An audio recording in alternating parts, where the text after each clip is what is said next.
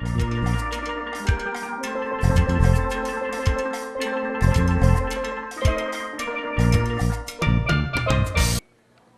I'm Bob Schrupp, as in up, physical therapist. And I'm Brad Heineck, as in Heineck physical therapist. And here we are again with the bike. And Bob, you had another real good question. Yeah, I had a question about the bike. I had heard that you can hurt your knees if you don't have your bike adjusted right, and so I wanted to, make sure that I know the correct way to make the adjustments, because I have no idea. I mean, Yeah, you're exactly right.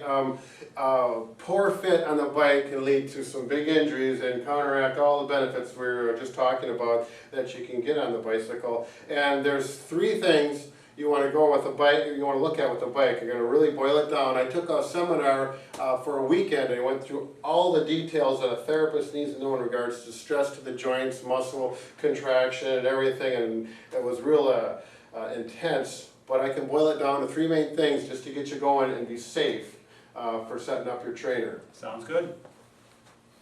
Okay, Bob, first thing you want to do is adjust the seat height. It's very critical. Particularly the biggest mistake, as I see and I've heard from people who fit bikes as well as therapists from injuries with knees, is their seat is too low.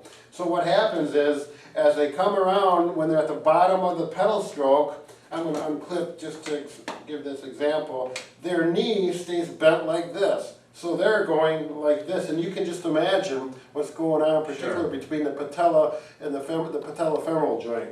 Okay, so when they're Patella, by the way, is the kneecap. right. So when they're people are spinning on their bicycles and their knee never extends, really increases the forces on that knee, and it's just wearing your knee out needlessly.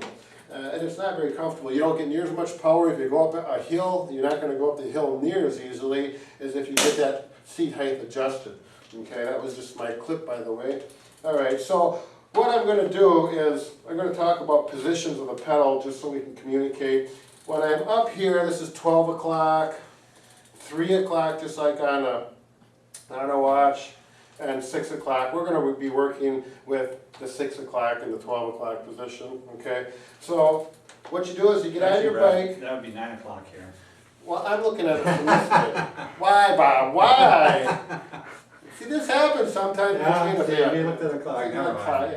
I'm looking this way, Bob. 12 and 6, we're on the Yeah, same we're page. on. Yeah, very good. Okay, now on the foot, you want to have your foot parallel to the ground, or your ankle, as in a therapist language, we call it neutral or a 90-degree position. You want to show what that is, Bob? This is a measuring device that we use as therapists called a goniometer, and this is a complete right angle, which means 90 degrees. And so that's what you're talking about, right? You're right, exactly. So let's just go at 6 o'clock and get that ankle at 90 degrees. In other words, for sure, if you're pointing down like this, you do not want to have that angle, and you don't want to be in the other direction where your heel is sagging below the pedal. You want to get at that 90 degree. Okay, now we're talking just to get you set up roughly, so you don't have to have a goniometer. You could just do this by eye as long as you understand the concept. Okay, so I get my foot at the 90-degree angle, so it's parallel to the floor, and your knee should have a slight bend in it. If it's locked out, or you feel like you're reaching down from the seat, your seat is too high. If your knee's got a bend in it like this, it's definitely too low. Okay, now a slight bend.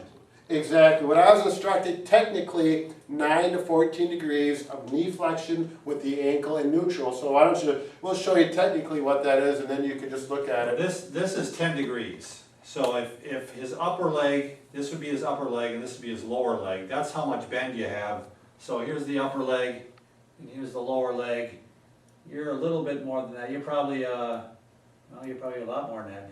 Can you straighten a little more, Brad? Mm-hmm. There you go. Now you're getting around 10. Yep. That's 10 degrees right there.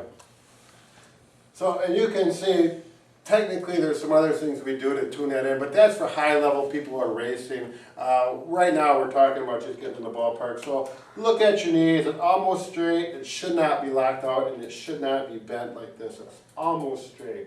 So that's the seat height. Now what you'll do, all bikes are a little bit different. But you probably usually need an Allen wrench. Some seats have a cam lock in there. You don't even need a tool. You just open it up and you can adjust the seat height up and down until you get that proper knee flexion right there.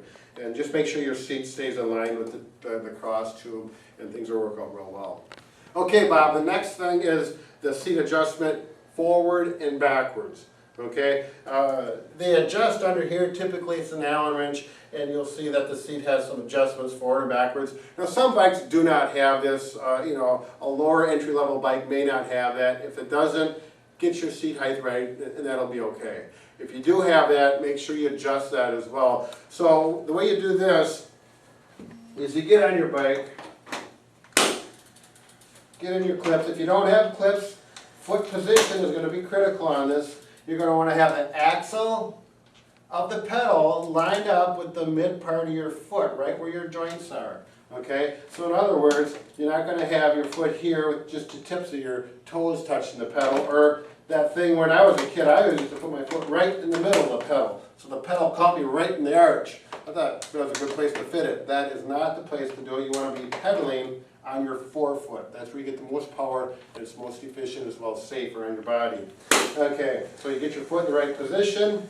Now on this one, we're going to go to the, now what'd you call that, Bob? I call it the 3 o'clock, you're calling it the... I call it the 9 o'clock. the 9 o'clock position, whatever. It's so that the bike is, or the pedals are horizontal, parallel to the floor. Okay? At that point, then you get your seat. What you do is you pedal a little bit so you get comfortable on the seat. Yep, that's where I like to sit. Okay, you'll know. If you're too far forward, you know, it won't be comfortable. If you're too far back, you get where you feel comfortable, and that's where you're going to ride. And then you stop at that position. Okay. Now you're going to need a plumb bob or a yardstick. Let's use a yardstick that we got here, Bob. Okay, why don't you come in here, Bob, once? Sure. Okay, what you're going to do is go vertical. Plumb bob works the best because you just hang a string. All you do is get a string and put a washer on it. It's plenty good. Hang it over your kneecap, and it's going to hang down. Okay. Now, when you do this, this should line up with the axle of the pedal. Now, you won't be able to see it from there, but I'll take my foot out of the way. So I'm going to go here, get my seat in that right position. So where the knee is, just so you can see, you wouldn't do it this way, this is where that string should line up right with the axle, and technically you should be 2 centimeters above that to take place of the thickness of your kneecap, but I'm not going to worry about that for this, just get ballparked in. We're just going to try and get that plumb bob to line up straight up and down with the axle of the pedal, okay? The axle is going to line up with the front of the kneecap. Right, Okay. exactly. Straight up and down. You can use a level, a plumb bob. Plumb bob is probably the best and easiest, and you don't have to spend any money on it whatsoever, and they're very accurate. Okay, so I'm just going to demonstrate here. Here, if this was our plumb bob, I'm too far forward, it'd be hanging way up in front of your toe, hard on the knee as well. If you're too far back, it's going to end up way back here, and your forefoot or behind your forefoot, and you're going to need to adjust it. Now you can see I'm just adjusting it with changing my butt position on the saddle. But like I said, you've already positioned it by pedaling and knowing where it is. You keep that locked in there, keep your foot in the right position, and hang the plumb bob down. Okay? Brad, how many seats have that adjustment forward and back? I mean, is that standard or is that unusual to have that? Yeah, no, just for terminology, we call it saddle bob. Oh, saddle. Yeah, it's not the bike seat, it's the bike saddle. But I call it the seat too. But yeah, you'll refer to it as a saddle to be appropriate with your language, but any better seat, any of these types of seats, these skinny seats that a lot of people say, how can you sit on them? They're really not that bad. But even other ones will have it. It's the lower level. You're going to spend $10 on a seat. It's probably going to clamp on and it's not going to adjust. Okay. It is a consideration if you're going to spend a lot of time and you decide you like this as a training mode. It'll be worth your money to save your body, your seat, as well as your knees to get a seat that does adjust forward and backwards. Okay, and last thing you want to do is get the appropriate height of the handlebars. Okay, now these handlebars look kind of weird because they got arrow bars on them, and you know they're the type with the drops. They call them the ram handlebars. When I was a kid, we don't call them anymore. But the height of the handlebar is really up to you. If you're a serious person about getting some speed, you want to drop the bars down so that you get more aerodynamic. Okay, health-wise and back-wise, you're going to want to bring the handlebars up. in a much more comfortable position. If you look at this one, see the stem, the neck of my handlebars points up. When I bought this bike, they went straight out and my handlebars were down about 2 inches from where they are now. Irritated my back, I said, that's enough of that. I raised my handlebars up to save my back. And in these handlebars, I usually ride here. I may ride down here, but typically it's here, or I'm in my aero bars, or on the flat. Sometimes I'm up here just to take stress off of my back. I like to have the position, so here to here and to here, and I keep moving around, and it just feels better to not be in one position all the time. But in general, the higher the handlebars, the less stress on your back. The drawback, more air resistance. Of course, on a trainer, that's not even a consideration. So on a trainer especially, get it up, protect your back. A little concerned about the weight on your hands too sometimes, Brad? Yeah, and that's a good point. If I'm bearing weight through my hands, I do get numbness in my fingers because it puts pressure on the medial nerve right in here. And what I do for that, I have air bars. I just go to here, and within about 3 minutes, the numbness goes away. That's just another advantage of changing your position. And when you're in a trainer, a lot of times I'll just come up like this and ride and shake it off and stretch things out a little bit and then go back into it. Good question.